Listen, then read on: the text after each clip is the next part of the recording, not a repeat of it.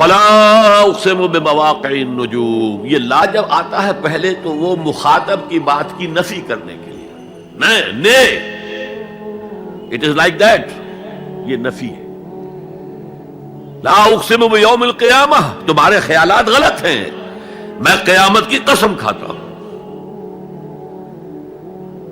تو فرمایا فلا اقسم بمواقع النجوم، وقع یقع کے کیا معنی ہے؟ اور یہ سورت کون سی؟ واقعہ، اذا وقعت الواقعہ، وقع گر جانا، پڑ جانا، یہ ستاروں کے ڈوبنے کی جگہ ہے۔ فلا اقسم بمواقع النجوم وانہ لقسم لو تعلمون عظیم، اور اگر تم جانو تو یہ بہت بڑی قسم ہے جو ہم نے کھائی ہے۔ اس وقت کا انسان کیا سمجھتا کہ ستارے کہاں جاتے ہیں، کہاں غروب ہوتے ہیں، کہاں گرتے ہیں؟ آج ہمیں معلوم ہے۔ سورہ حامیم سجدہ میں جو کہا گیا ہے سنریہم آیاتنا فی الآفاق وفی انفسہم حتی یتبین لہم انہ الحق، ہم انہیں اپنی نشانیاں دکھائیں گے آفاق و انفس میں، یہاں تک کہ یہ بات واضح ہو جائے گی کہ قرآن حق ہے۔ آج ہمیں معلوم ہے خلا میں بلیک ہولز ہیں،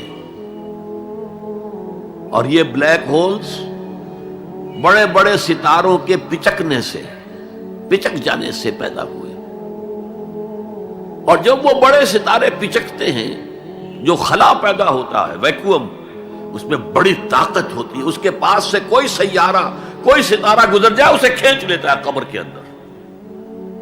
یہ بلیک ہولز کا تصور۔ اسی لیے اللہ نے اس وقت کے لوگوں کے لیے کیا کہا؟ فلا اقسم بمواقع النجوم وانہ لقسم لو تعلمون عظیم، انہ لقرآن کریم، یہ بہت باعزت قرآن ہے، فی کتاب مکنون، ایک چھپی ہوئی کتاب میں ہے، لا یمسہ الا المطہرون، اسے چھو ہی نہیں سکتے مگر انتہائی پاک ہستیاں۔ اس کے کیا معنی ہے؟ پہلی بات تو ہمیں معلوم ہو گئی، مراد فرشتے ہیں، بے ایدی سفرۃ کرام بررہ، اسی کی شرح ہو رہی ہے نا۔ اسی سے ایک فقہی مسئلہ نکالا گیا کہ بغیر وضو کے ہاتھ نہ لگاؤ، لیکن اس کا اصل مفہوم کیا ہے وہ سمجھیے۔ قرآن کی روح تک کوئی نہیں پہنچ سکتا جب تک کہ تزکیہ نفس نہ ہو گیا۔ اگر حب مال، حب دنیا، حب جاہ، حب شہرت، اگر یہ تمام محبت میں دل سے نکل نہ جائیں تو قرآن کی روح تک آپ کی اپروچ نہیں ہوگی۔ مولانا روم نے کہا ہے، اگرچہ ذرا میں سمجھتا ہوں کہ انہوں نے بہت سخت الفاظ استعمال کیے ہیں، ماز قرآن مغزہا برداشتے استخاں پیش سگا انداختے، ہم نے قرآن سے اس کا مغز لے لیا ہے، جو ایسنس سے وہ کھینچ لیا ہے، ہڈی کا گودا جو ہے وہ ہم نے نکال لیا ہے، ہڈیاں ہم نے پھینک دی ہیں کتوں کے سامنے جو لڑ رہے ہیں۔ علم کلام کا مسئلہ ہے صفات حق حق سے جدا یا عین ذات، قرآن مخلوق ہے یا نہیں ہے، غیر مخلوق، اور بڑے بڑے ہو رہے ہیں اس کے اوپر، یہ کتے لڑ رہے ہیں ان ہڈیوں کے اوپر۔ ہم نے اس میں سے اصل شے نکال لی، وہ کیا ہے؟ اللہ کی محبت، اللہ کی معرفت، یہ ہے اصل شے۔ ماذ قرآن مغزہ برداشتے استخاں پیش سگا انداختے۔ تو جب تک انسان کا باطن پاک نہ ہو جائے وہ قرآن کے چھلکوں سے کھیلتا رہے گا، چاہے وہ کہنے کو مفسر ہو، قرآن کے باطن تک کبھی نہیں پہنچے گا۔ فی کتاب مکنون لا یمسہ الا المطہرون تنزیل من رب العالمین، یہ تھوڑا تھوڑا کر کے اتارا گیا ہے رب العالمین کی طرف سے۔ انزال کے معنی ہے دفعتاً اتار دینا۔ لیلۃ القدر میں آیا انا انزلناہ فی لیلۃ القدر، رمضان کے بارے میں شہر رمضان الذی انزل فیہ القرآن، باب افعال، لیکن حضور پر ایک دم نہیں اترا، تھوڑا تھوڑا تھوڑا تھوڑا 23 برس میں جا کر اس کی تکمیل ہوئی۔ اب دیکھیے جو شکوہ کیا اللہ نے، کیا اس جیسی نعمت سے تم مداہنت کر رہے ہو، بے اعتنائی کر رہے ہو، اسے پڑھتے نہیں ہو، اسے سمجھتے نہیں ہو، اس پر عمل نہیں کرتے، اسے اپنا امام نہیں بناتے؟ تمہارا طرز عمل یہ ہے، بلکہ تم نے اپنا نصیب یہ بنا لیا ہے کہ تم اسے جھٹلا رہے ہو۔ غور کیجئے، جھٹلانا جو ہے دو طرح کا ہے۔ ایک ہے زبان سے کہنا کہ یہ نہیں ہے، کوئی اللہ کا کلام نہیں ہے، یہ قرآن وغیرہ جھوٹ، سب اساطیر الاولین ہیں، یہ محمد نے گھڑ لیا ہے وغیرہ وغیرہ، جھٹلانا ہو گیا۔ ایک جھٹلانا ہے عمل سے جھٹلانا، مان تو لیا اللہ کا کلام ہے لیکن اس کی حرام کردہ شے کو اپنے لیے حلال کیا ہوا ہے۔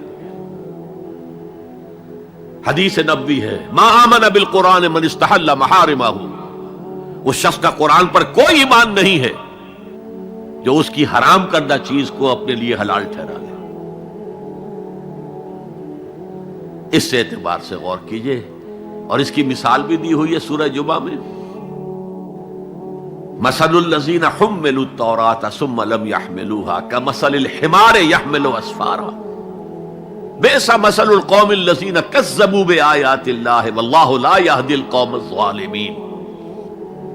مثال ان لوگوں کی جو حامل تورات بنائے گئے تھے اور پھر انہوں نے اس کی ذمہ داری کو ادا نہیں کیا، اسے قائم نہیں کیا، اس کے احکام پر عمل نہیں کیا۔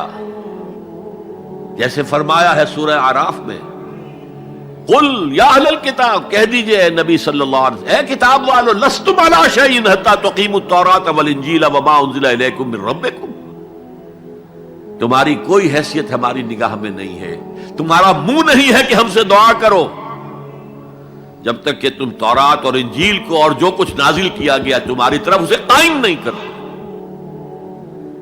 آج اللہ ہماری دعائیں نہیں سنتا، 30 لاکھ جا کر حج کرتے ہیں، دنیا کے حالات میں کوئی ذرہ برابر فرق آتا ہے؟ اول تو حرام کی کمائی سے حج ہو رہا ہے، تو حج ہے ہی نہیں سرے سے۔ جو کچھ کرتے گئے تھے سودی کاروبار، وہی آ کر دوبارہ شروع کر دیا۔ سرکاری ملازم ہے تو جو رشوت پہلے لے رہے تھے اس کے بعد آ کر شروع کر دیا۔ یہ کیا ہے؟ یہ تکذیب بالعمل ہے، جھٹلانا ہے۔ تم نے اپنا نصیب یہ بنا لیا ہے کہ تم قرآن کو جھٹلا رہے ہو، جیسے کہ انہوں نے جھٹلایا تھا۔ مثل الذین حملوا التوراۃ ثم لم يحملوها كمثل الحمار يحمل اسفارا، ان کی مثال ان گدھوں کی سی ہے جن پر کتابوں کا بوجھ لاد دیا گیا۔ مکالمات فلاں تم گٹھڑی باندھ کر گدھے کے اوپر رکھ دیجئے تو کیا وہ واقعی منطقی اور فلسفی بن جائے گا؟ یہ مثال اللہ دے رہا ہے۔ اور یہ مثال کیوں دی گئی ہے؟ اس آئینے میں ہمیں ہماری تصویر دکھائی گئی ہے۔ تم اگر قرآن کا حق ادا نہیں کر رہے تو تمہاری مثال وہی ہے جو یہود کی تھی۔ بئس مثل القوم الذین کذبوا بآیات اللہ، بری مثال ہے اس قوم کی جس نے اللہ کی آیات کو جھٹلایا۔ تو زبان سے تو یہودیوں نے کبھی نہیں جھٹلایا تورات کو، عمل سے جھٹلایا ہے۔ یہ وہ 5 مقامات ہیں جن میں اللہ تعالیٰ نے خود اپنے کلام کی ثنا بیان کی ہے، تعریف کی ہے، اس کی عظمت کو بیان کیا۔ اب میں آپ کے سامنے ایک حدیث رکھنا چاہتا ہوں، حضور نے کیا فرمایا۔ ایک حدیث سنا چکا ہوں آپ کو، عن عثمان بن عفان رضی اللہ تعالی عنہ قال قال رسول اللہ صلی اللہ علیہ وسلم خیرکم من تعلم القرآن وعلمہ، تم میں سے بہترین لوگ وہ ہیں جو قرآن سیکھیں اور سکھائیں۔ یہ حدیث بڑی عجیب ہے، یہ ترمذی میں بھی ہے اور دارمی میں ہے، اور اس کے راوی حضرت علی ہیں رضی اللہ تعالی عنہ۔ عن علی رضی اللہ عنہ قال، حضرت علی فرماتے ہیں انی سمعت رسول اللہ صلی اللہ علیہ وسلم یقول، میں نے سنا اللہ کے رسول صلی اللہ علیہ وسلم کو یہ کہتے ہوئے، انہا ستکون فتنۃ، ان قریب ایک بہت بڑا فتنہ رونما ہوگا۔ حضرت علی فرماتے ہیں قلت، میں نے عرض کیا مل مخرج منہا یا رسول اللہ، اے اللہ کے رسول یہ فرمائیے اس فتنے سے بچنے کا، نکلنے کا راستہ کون سا ہوگا؟ جیسے آپ بڑے بڑے حالوں میں دیکھتے ہیں ایگزٹ، عرب ممالک میں لکھا ہوتا ہے مخرج، اگر کہیں آگ لگ جائے، کہیں دھواں بھر جائے تو نکلو، لال جو روشنیاں ہیں ان کے اندر جو نیچے دروازے ہیں ان کی طرف جاؤ، یہ مخرج ہے جان بچانے کی۔ یہاں ایک لحظہ توقف کر کے ہمارا اور صحابہ کا جو فرق ہے اس کو نوٹ کر لیجئے۔ اگر ہم ہوتے تو کیا پوچھتے؟ حضور یہ فتنہ کب آئے گا، کدھر سے آئے گا، کیوں آئے گا، کیا ہوگا؟ یہ سارے سوالات کرتے نا، جن کا عمل سے کوئی تعلق نہیں، معلومات ہے۔ حضرت علی نے کچھ نہیں پوچھا، بس آپ نے فرما دیا کہ بہت بڑا فتنہ ہوگا، تو بس ہمیں یہ بتائیے کہ اس سے نکلنے کا راستہ کیا ہے۔ اب سنیے حضور کی زبان سے قرآن مجید کی مدح۔ قال کتاب اللہ، فتنوں سے بچانے والی اللہ کی کتاب ہے۔ فیہ نبأ ما قبلکم، اس میں تم سے پہلے جو تھے ان کی بھی خبریں ہیں، قوم نوح اور قوم عاد اور قوم سمود اور قوم مدین اور آل فرعون اور سدوم اور عمورہ کی بستیوں کے حالات ہیں کہ نہیں؟ وَخَبَرُ مَا بَعْدَكُمْ، اس میں تمہارے بعد جو آنے والے حالات ہیں وہ بھی درج ہیں، ذرا کھدائی کر کے نکالنا پڑتا ہے ورنہ حالات موجود ہیں۔ ایک اوپر کی چیز ہے، سامنے کی چیز ہے، ایک ذرا اندر سے کھدائی کر کے، لیکن یہ کہ حضور فرما رہے ہیں خبر ما بعدکم وحکم ما بینکم، اور جو بھی اختلافات تمہارے درمیان ہوں گے ان کا فیصلہ بھی اس کتاب میں موجود ہے۔ کاش کہ ہم اپنے مذہبی اختلافات کو رفع کرنے کے لیے قرآن کی طرف رجوع کریں، جو حبل اللہ ہے، واعتصموا بحبل اللہ جميعا ولا تفرقوا۔ تو فرمایا کتاب اللہ فیہ نبأ ما قبلکم وخبر ما بعدکم وحکم ما بینکم، هو الفصل لیس بالحزل، وہ فیصلہ کن کلام ہے، ایسے ہی یاوہ گوئی نہیں ہے، یہ قرآن کی آیات ہے۔ انہ لقول فصل وما هو بالحزل، سورہ طارق کے اندر آیا، طارق میں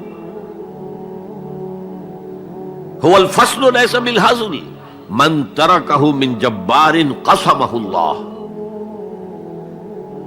اگر کوئی جبار شخص اپنی سرکشی میں اس قرآن کو ترک کر دے گا اللہ اسے پیس کر رکھ دے گا۔ وَمَنِ ابْتَغَى الْهُدَى فِي غَيْرِهِ أَضَلَّهُ اللَّهُ، اور جو کوئی ہدایت حاصل کرنا چاہے گا قرآن کے سوا کسی اور چیز سے، اللہ اسے لازماً گمراہ کرے گا۔ کتاب ہدایت تو یہ ہے۔